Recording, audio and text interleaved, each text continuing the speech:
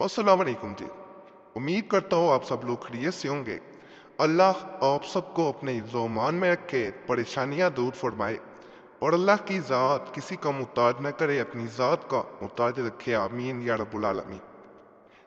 आज जो मैं अमल बता रहा हूँ ये उन अमलियात में से एक अमल है जो किसी इंसान को आतिश ज़दा करने के लिए, आग में जलाने के लिए और ऐसी तरफ पैदा करने के लिए किया जाता है कि इंसान की बर्दाश्त खत्म हो जाए, एक आतिश फिशान जो है वो जैसे फट जाए।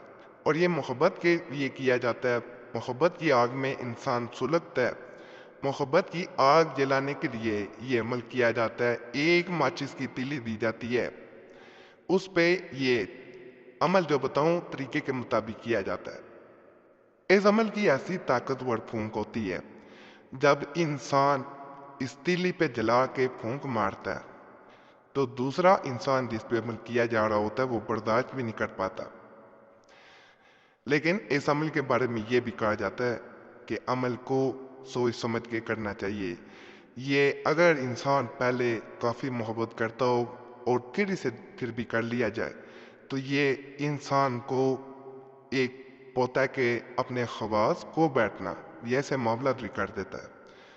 तो इन लोगों के लिए ख़ास करके ये अमल किया जाता है जो सख्त दिल सख्त जान होते हैं, जिन पे कोई चीज़ असर नहीं कर रही होती, मगर आप चाहते हैं कि उस पर असर हो और आपको वो असर नज़र भी आए। अगर आप ऐसा चाहते हैं तो इस अमल को आपको लाजमी करना चाहिए, क्योंकि ये ऐसे लोगों के लिए ही किया जाता है। नाजायज़ मकसद के लिए कोई अमल ना किया करें। कुरैशी सब चैनल से जायज़ मकसद के लिए दिए जाते हैं। मकसद यही होता है कि दूसरे लोग जो भी आते हैं उनका फ़ायदा हो, भला हो। और नापाकी में किया जाने वाला अमल नहीं है। ज़्यादातर अमलियात वही बताए जाते हैं जो नापाकी में ना किए जाएं। ये बैन ने इसी तरह कमेंट भी किए थे। उनको मद्देनजर रखते हुए ये अमल बताया जा रहा है। पीर साहब, गुजारिश है मुझे ज़रूर जवाब दीजिएगा। मुझे आपकी बहुत ज़रूरत है।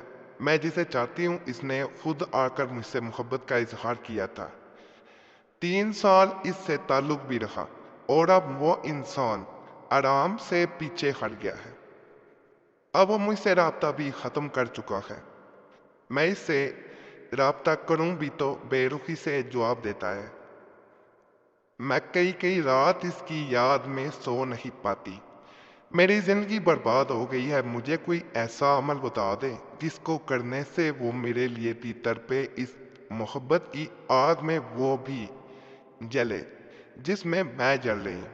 और जो आग पहले इसने लगाई थी, मुझे दूसरे किसी चैनल के अमलियात पे यकीन नहीं, क्योंकि मैंने खुद देखा है कि ज़्यादातर लोग आपके अमलियात ही कॉपी करके देते हैं।